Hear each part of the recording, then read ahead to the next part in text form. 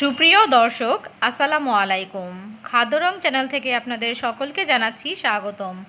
আশা করছি আপনারা সকলেই ভালো আছেন। আজ আমি তৈরি করেছি রেস্টুরেন্ট স্টাইলে খুবই মজাদার এবং সহজভাবে রেশমি কাবাব। এটি দেখতে কিন্তু খুবই সুন্দর হয়ে থাকে এবং খেতেও কিন্তু অনেক বেশি মজার হয়ে থাকে। এটি খেতে এতটাই মজাদার হয়ে থাকে যে এটি বানানোর পর আপনারা শুধু বারবার এটি বানিয়ে খেতে চাইবেন। তো সহজভাবে কিভাবে আমি রেশমি কাবাব তৈরি করেছি চলুন তাহলে ভিডিওটি আপনাদের সাথে শেয়ার করি। রেশমি কাবাব বানানোর জন্য প্রথমে আমি একটি মিক্সিং বোল নিয়ে নিয়েছি এবং এর মধ্যে আমি মুরগির মাংস নিয়ে নিয়েছি। এখানে আমি মুরগির বুকের মাংসটা নিয়েছি এবং মাংসগুলো আমি কিভাবে কেটে নিয়েছি আপনারা দেখতে পাচ্ছেন। আমি কিউব করে কেটে নিয়েছি মাংসগুলো। তো এখন এর মধ্যে আমি দিয়ে দিচ্ছি এখানে কাঠবাদাম আর কাজু বাদাম আমি একসাথে বেটে নিয়েছি। তো বাদাম বাটা আমি এখন দিয়ে দিলাম।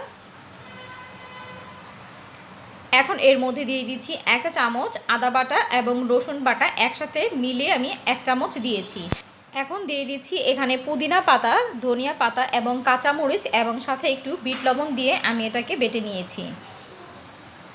এখন দিয়ে দিয়েছি এর মধ্যে আমি টক দই,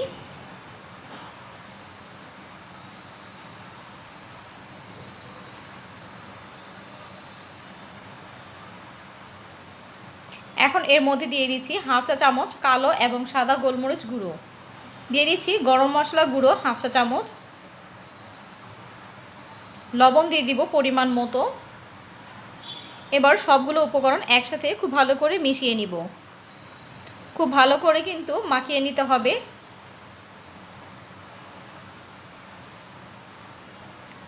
দুই থেকে 3 মিনিট সময় নিয়ে আমি খুব ভালো করে মাখিয়ে নিয়েছি এবং এর মধ্যে আমি এখন দিয়ে দিচ্ছি 2 টেবিল চামচের মতো গুঁড়ো দুধ দিয়ে আবারও খুব ভালো করে মিশিয়ে নিচ্ছি।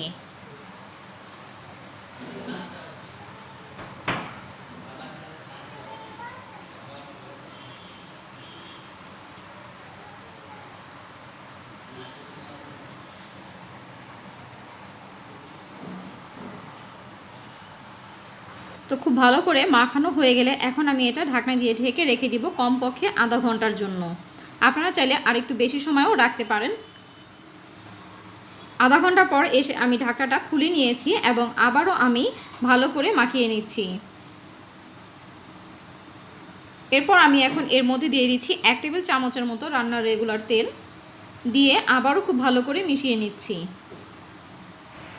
ভালো করে মেশানো হয়ে গেলে এখন আমি নিয়ে নিচ্ছি এখানে আমি সাসলিক কাঠিগুলো নিয়ে নিয়েছি। দেখতে পাচ্ছেন এই সাসলিক কাঠিগুলো আমি 10 মিনিটের জন্য পানিতে ভিজিয়ে রেখেছিলাম। এবার একটি সাসলিক কাঠি নিয়ে এর মধ্যে আমি মাংসগুলো এইভাবে গেঁথে দিচ্ছি। আমি একটা স্টিকের মধ্যে 4 টুকরো করে মাংস দিয়ে নিচ্ছি।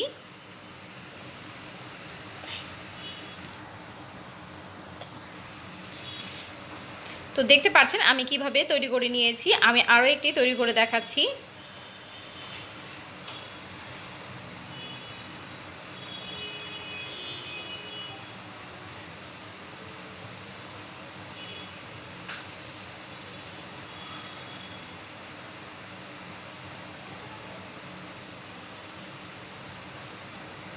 তো বাকিগুলো আমি এইভাবে কাঠির মধ্যে গেঁথে নিব।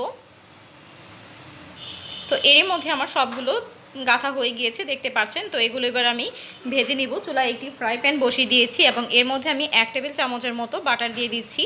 বাটারটা যখন গলে আসবে তখন আমি চিকেনগুলো দিয়ে দিব।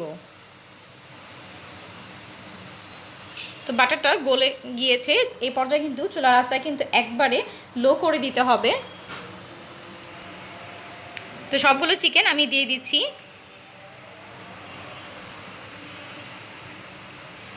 ঢাকনা দিয়ে ঢেকে দেওয়া কিন্তু যাবে না, তাহলে কিন্তু চিকেন থেকে পানি ছেড়ে দেবে। তো চুলার আঁচটাকে কমিয়ে আমরা এটাকে ভেজে নিব। 3 থেকে 4 মিনিট পর আমি চিকেনগুলো এভাবে উল্টে দেব। যখন একটা পাশে এরকম কালার চলে আসবে হালকা, তখন আমরা চিকেনগুলো উল্টে দিব।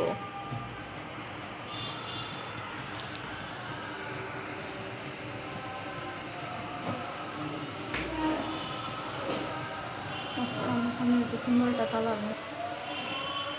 4 থেকে 5 মিনিট পর আমি আবারও উল্টে পাল্টে দিচ্ছি এবং চারপাশটা কিন্তু আমি এইভাবে উল্টে পাল্টে সময় নিয়ে ভেজে নিব। তো দেখতে পাচ্ছেন এর মধ্যে কিন্তু ভাজা হয়ে গিয়েছে, চারপাশটাই কিন্তু সমানভাবে হয়ে গিয়েছে এবং চিকেনটাও কিন্তু খুব ভালো করে কুক হয়ে গিয়েছে। তো এবার আমি চুলা থেকে নামিয়ে পরিবেশন করে নিচ্ছি। তো দেখতেই তো পারলেন কত সহজভাবে আমি মজাদার এই চিকেন রেশমি কাবাবটি তৈরি করে দেখিয়েছি। আশা করছি ভিডিওটি আপনাদের কাছে ভালো লেগেছে। আপনারা যদি বাড়িতেই জানতে পারেন যে কীভাবে রেশমি কাবাব তৈরি করতে হয়, তাহলে কিন্তু রেস্টুরেন্ট থেকে আর কিনে খাবেন না। এটি খেতে কিন্তু খুবই মজাদার হয়ে থাকে। অবশ্যই আপনারা বাসায় একবার হলেও ট্রাই করে দেখবেন। তো আমার ভিডিওটি যদি ভালো লেগে থাকে তাহলে অবশ্যই একটি লাইক দিয়ে দিবেন এবং আপনাদের যদি কোনো মন্তব্য থাকে তাহলে কমেন্ট বক্সে কমেন্ট করে জানাবেন। ভিডিওটি আপনাদের ফ্রেন্ড অ্যান্ড ফ্যামিলির সাথে শেয়ার করে দিবেন। চ্যানেলটিকে সাবস্ক্রাইব করে এই চ্যানেলের পাশেই থাকবেন। আজকের মতো এখানেই বিদায় নিচ্ছি। আল্লাহ হাফেজ।